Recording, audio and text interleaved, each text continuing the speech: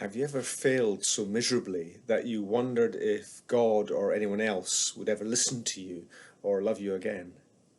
Have you ever made such a blunder, such a horrid mistake, that guilt and remorse almost consumed you?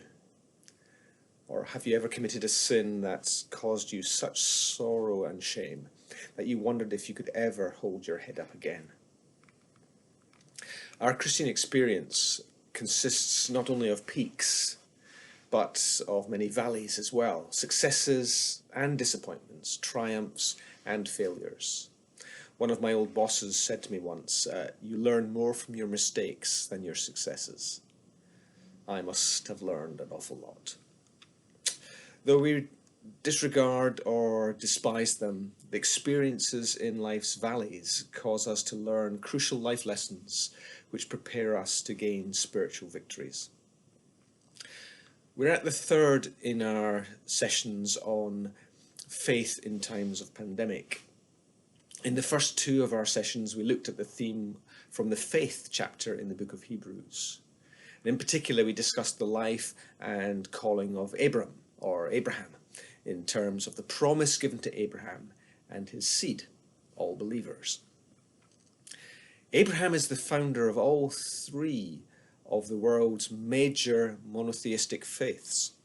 The three Abrahamic faiths of Christianity, Judaism, and Islam all find their roots in Abraham. So here's a starter question for us to ponder. We discovered in our last session that we are all children of the promise given to Abraham. So how does this promise relate to the other two Abrahamic faiths? Are Jehovah, Yahweh, and Allah all the same?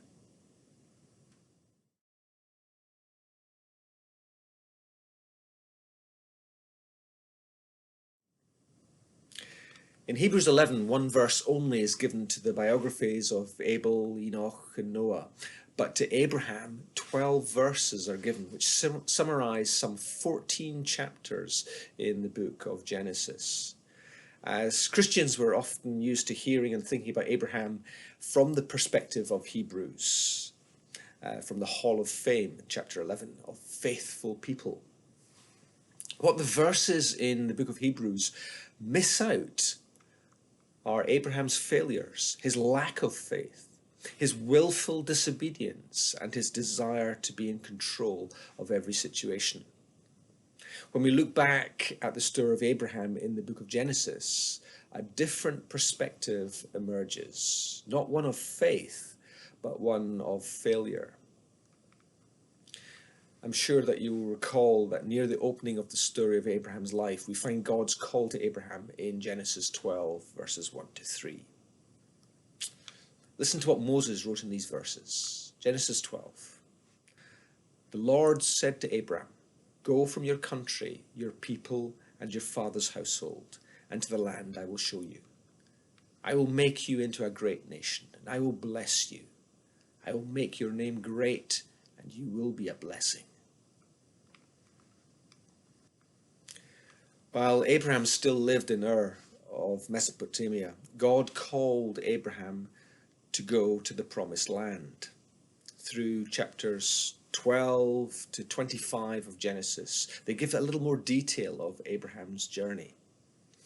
As Abraham moved into Canaan, and as God reaffirmed the promise, Abraham responded by building an altar, thereby acknowledging God as the one leading him in his journey. Abraham continued his journey through the land and eventually traversed its full length from north to south. But in the middle of all this positive dimension of the text, the call of God and Abraham's faithful response, before long a situation arose that caused him to doubt the Lord. Verse 10, we read, "There was a famine in the land, and he became fearful." Abraham's faith gives way to fear. This is the first hint that this story may not track as idyllically as it seems to have begun. In the arid ancient Middle East, famine was a very serious matter. It was not simply an inconvenience, but it was a matter of life and death. Famine meant that no one had food, so it was not just a matter of trading or buying food from someone else. As he saw it, Abraham's only option was to go somewhere where there was no famine to survive. There's a tremendous irony in the story here. He had left everything to risk following God for a new future that God would show to him. And yet, even though Abraham had faithfully responded to God, God had led him into a land that was in the middle of a famine. And no sooner had Abraham entered that land that God had promised him, than he decided to leave that very same land because, in his opinion, it was not livable. Sometimes we believe that God is leading us in a certain direction, but as we continue down that path, we become discouraged and uncertain because it's not working out as we had expected. Maybe it isn't as easy as we thought it would be, or it isn't leading where we want to go. Therefore, we decide to make a course correction, thinking that we've obviously gone the wrong way. Our faith gives way to fear. Faith gives way to fear because our focus moves from God to our circumstances. And when that happens, we make decisions based on our human reasoning.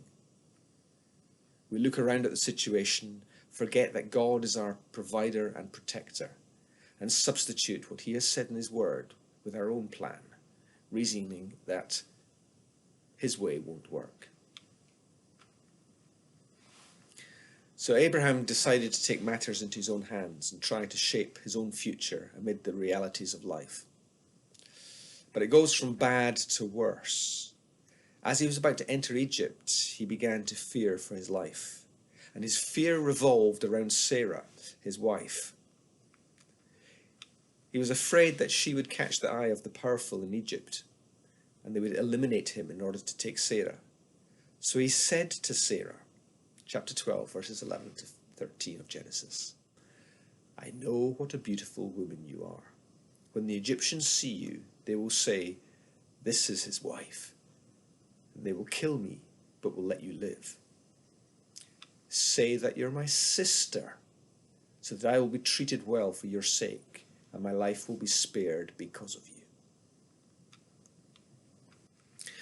The simple fact here is that Abraham is scared and devises a scheme that includes lying to escape with his life, but at the expense of his wife Sarah. Abraham had just chosen to sacrifice Sarah for his own neck. We read that Abraham was paid greatly for Sarah. But even though Abraham was given rich payment in exchange for his wife, let's not mistakenly believe that he was being blessed.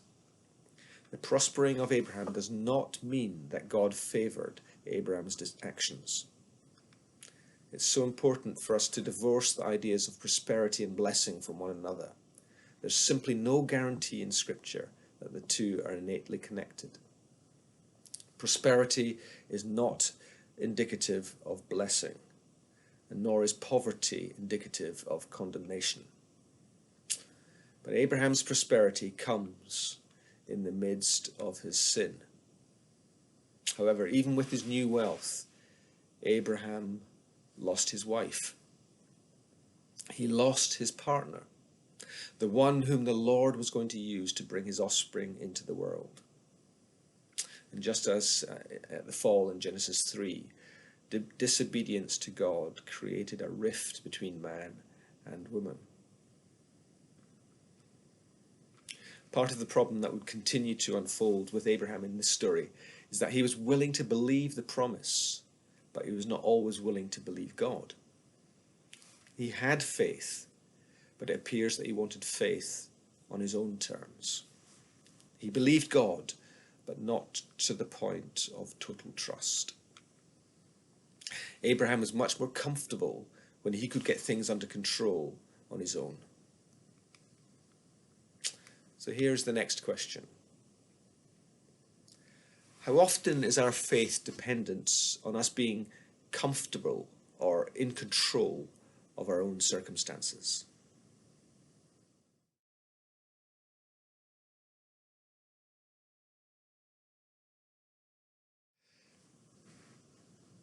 If you remember from our last session, God called Abraham to be a conduit of divine blessings to all on the earth. All peoples on earth will be blessed through you, we read. Abraham was blessed to spread the blessings of God throughout the world. But the first thing that Abraham did as he went into the world as the bearer of the promise was to bring on other people a curse instead of a blessing. The blessing that he was commissioned to bring to the whole earth. By Abraham's actions, he brought a curse. In verse 17 we read, "The Lord afflicted Pharaoh and his house with great plagues because of Sarah, Abraham's wife." And Pharaoh came back to Abraham and asked, "What have you done to me?"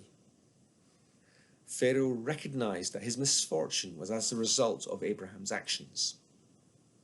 He did not know that Abraham was supposed to be a blessing, but what he knew was that he was being afflicted and it was Abraham's fault. This is a little cameo of the Exodus that Moses is reminding his readers about. Pharaoh and his household were afflicted, and he expelled Abraham and Sarah from the country. But in this case, Pharaoh was blameless. In the Old Testament, we read of countless times when Israel forgot or neglected the principle of being a blessing to other nations, and as a result, they and their neighbors suffered.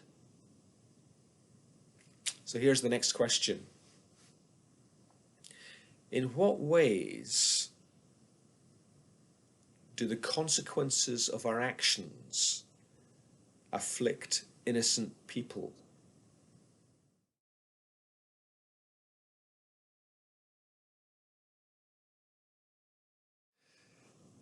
These initial failures would become all too common for Abraham.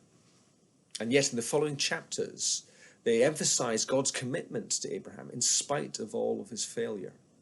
Incredibly, and almost unbelievably, in the context of this story we've just read, Abraham again makes the same cowardly mistake. If we jump ahead to chapter 20, we read that Abraham was residing in Gerar, in the southern part of the Philistine territory. He was living in an alien country, and apparently a situation arose in which Abraham felt threatened by the Philistines.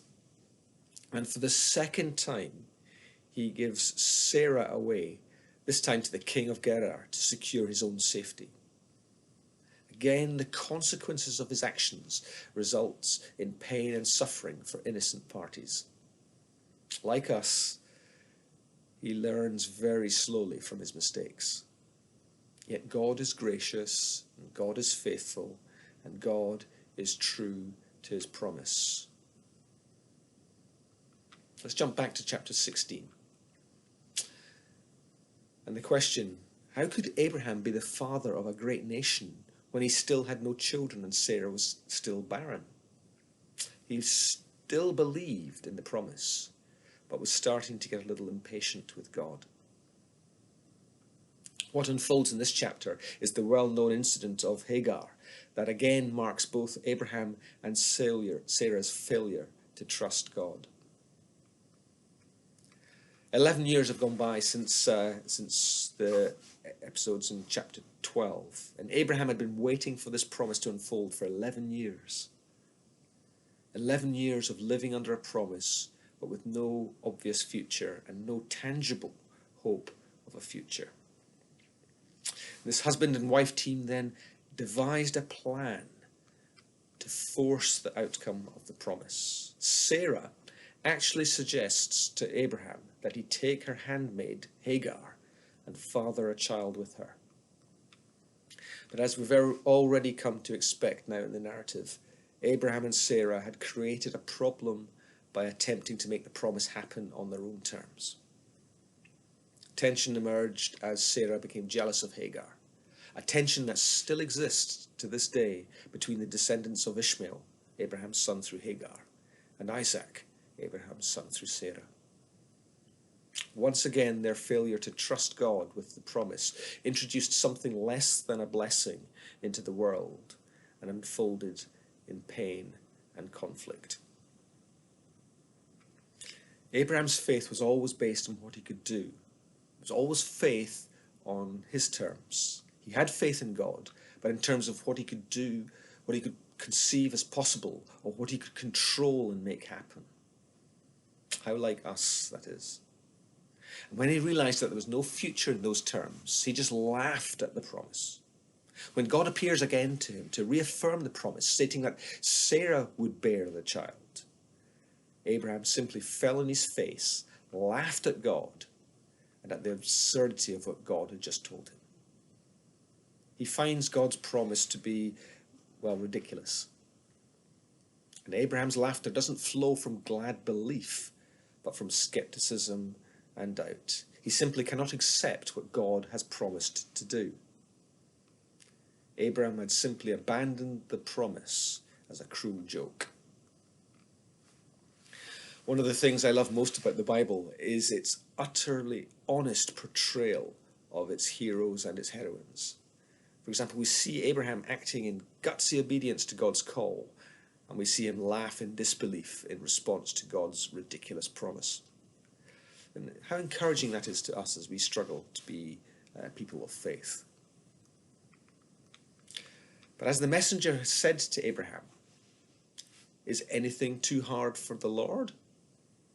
Or as Jesus puts it later, what is impossible with man is possible with God. Luke's Gospel, chapter 18, verse 27. God delights in exploding our paltry concepts of what is possible. He brings life from death, beauty from ashes, healing from tragedy. And as maker of all things out of nothing, he calls into being things that were not. When Sarah hears the promise that she would bear a son, she also laughs. But then when she gives birth, she names her son Isaac, which means laughter. God has brought me laughter, we read. And she says, everyone who hears about this will laugh with me. Genesis 21, verse 6. Abraham and Sarah had gone from laughing at God to laughing with God. The wait between the promise and the fulfillment had been an agonizingly long time. But slowly their skepticism and doubt had turned into trust and joy in their new son. Years later, when Isaac was a boy, God came again to speak with Abraham. Genesis 22:2, we read, now take your son, your only son, Isaac, whom you love, and go to the land of Moriah, and offer him there as a burnt offering on one of the mountains of which I shall tell you. Now, what was Abraham supposed to think about this? None of it made any sense. God seemed to be contradicting himself.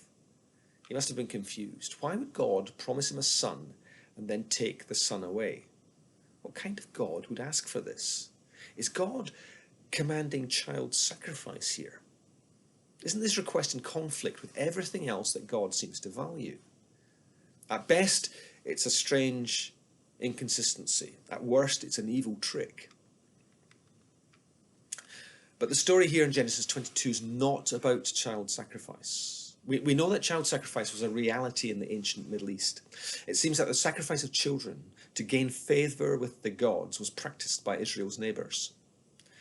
And there's a law repeated several times in the Hebrew scriptures, in Leviticus 18:21, Leviticus 20 verse 3, Deuteronomy in both chapters 12 and chapter 18, specifically forbidding child sacrifice.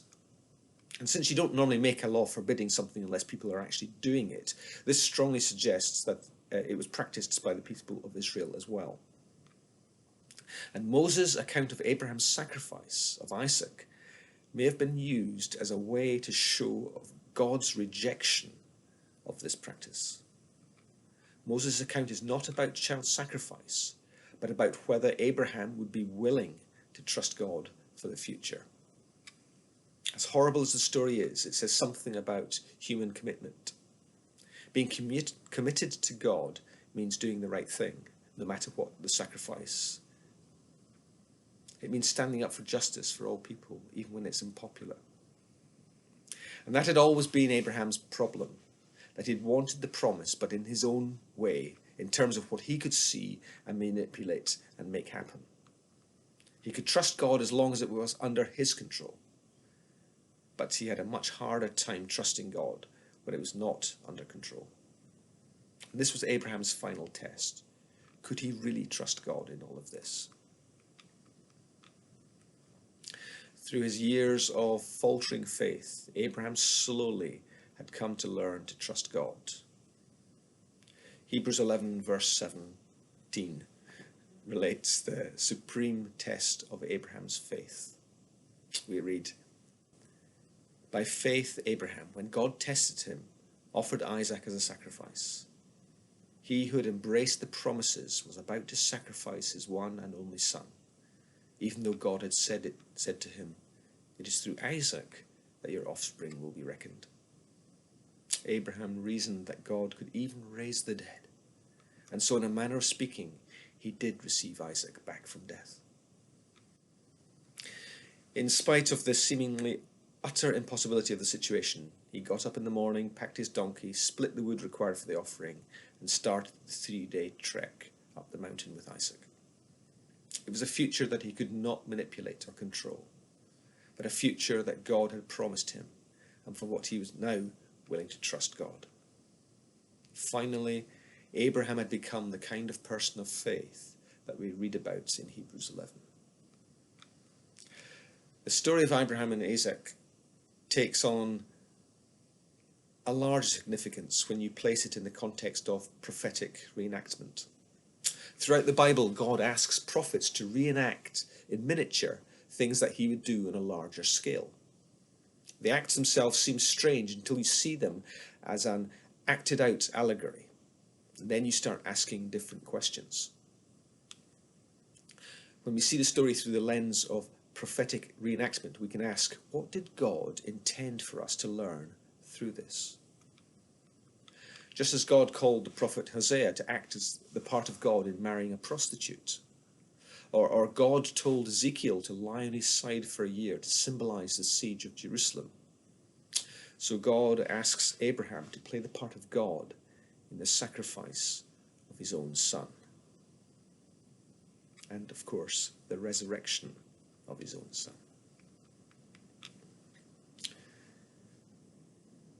So here's the final question. In what ways does our experiences of COVID and lockdown teach us about ourselves and God's purposes for us?